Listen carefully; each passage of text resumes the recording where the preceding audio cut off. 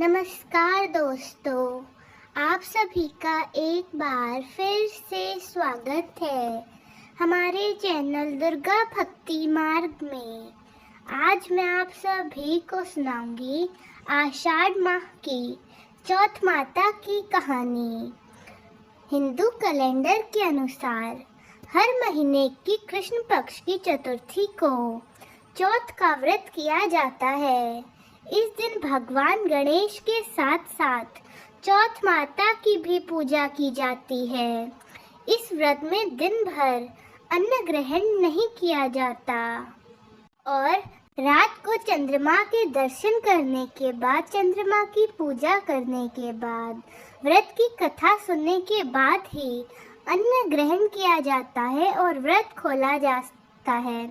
दोस्तों, आइए सुनते हैं चौथ माता की कथा। पौराणिक कथा के अनुसार एक समय की बात है। एक साहूकार के 4 बेटे थे। उनके सबसे बड़े बेटे तो अपने माता पिता के साथ उनके व्यापार में हाथ बटाते थे, लेकिन उनका छोटा बेटा कोई भी काम नहीं करता था।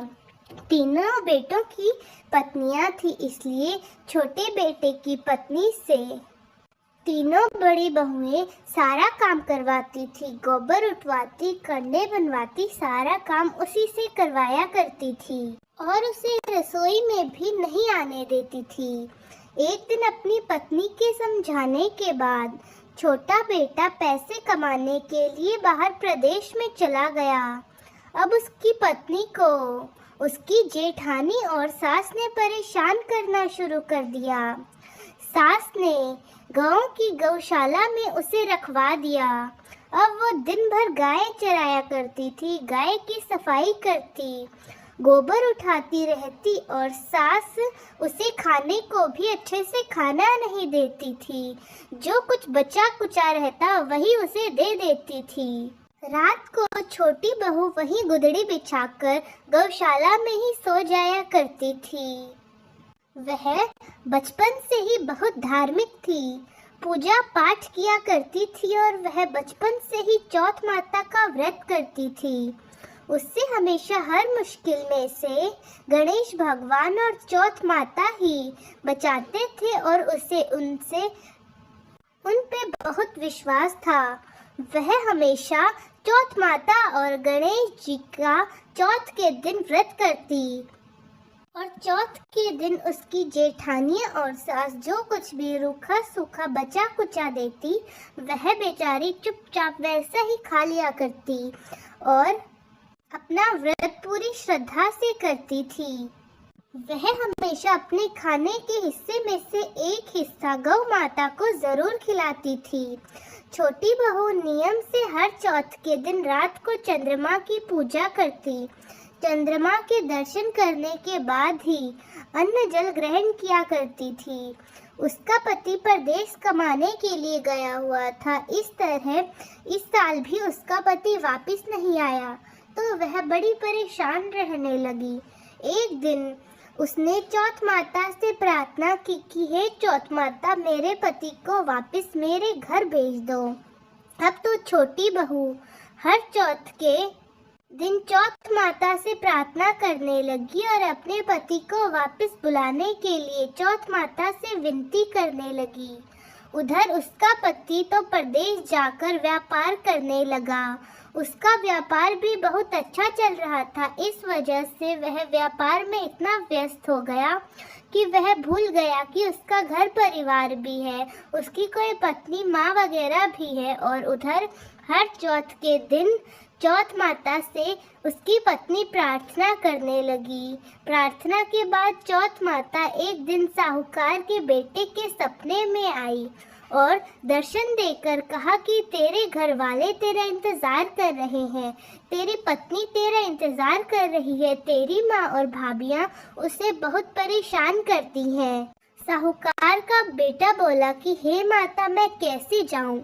अभी तो लोगों को पैसा दे रखा है, कम से कम वे तो कमा लूं, उसके बाद सारा पैसा लोगों के पास जमा कर रखा हुआ है, कम से कम मैं उन्हें तो वापस ले लूं, उसके बाद ही घर जाने की सोचूंगा।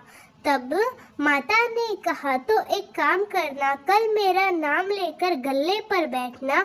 और ऐसा कहकर चौथ माता अंतर ध्यान हो गई। सपने की बात को साक्षात मानकर साहूकार के बेटे ने सोचा कि कल रात को सपने में जैसा चौथ माता ने कहा वैसा ही करके देखूंगा।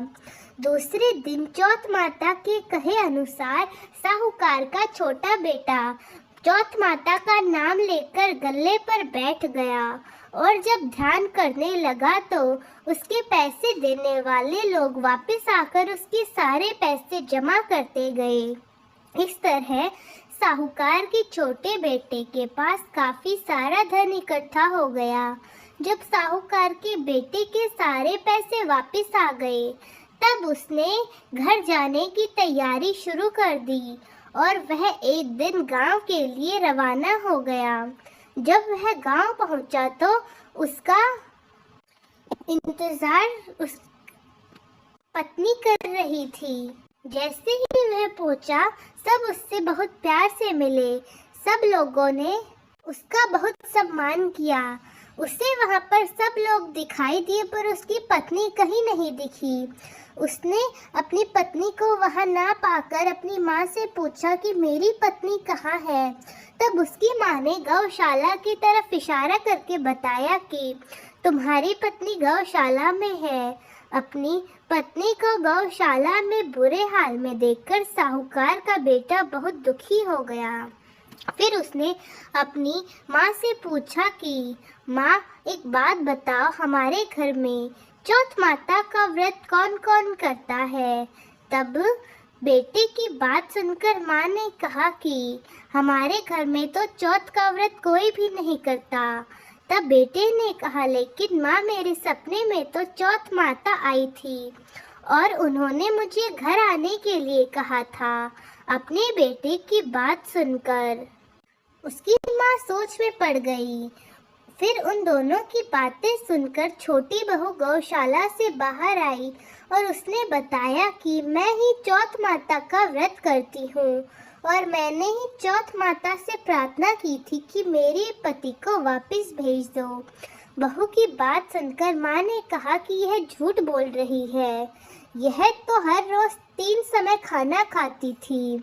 हम उसे रोज ही खाना खाने को देते हैं। तब छोटी बहू ने कहा, आप चाहो तो गाय माता से पूछ लो। मैं हर चौथ को 1 समय का खाना इससे खिलाती हूँ। तब गौ माता ने भी गर्दन हिलाकर उसकी हामी भर दी और उसकी बात का समर्थन किया। और बहू की बात सुनकर सास ने कहा, मैं मान नहीं सकती कि तुम दूसरे समय का खाना तो खाती थी ना। सास की बात सुनकर बहू ने बताया, माँ मैं केवल 1 समय का ही खाना खाती थी और 1 समय का खाना मैं जमीन में गड्ढा खोदकर गाड़ दिया करती थी। आप चाहे तो देख लो। ऐसा कहकर छोटी बहू गौशाला के अंदर गई उन सबको लेकर और उसने वह जगह दिखाई जहाँ पर वह गड्ढा खोदकर खाना डाल दिया करती थी। गड्ढा खोदकर देखा तो उसमें ढेर सारा सोना चांदी निकला। तब सबने छोटी बहू की बात मान ली। इसके बाद तो सास और जेठानियों को अपने व्यवहार पर बहुत शर्मिंदगी महसूस हुई।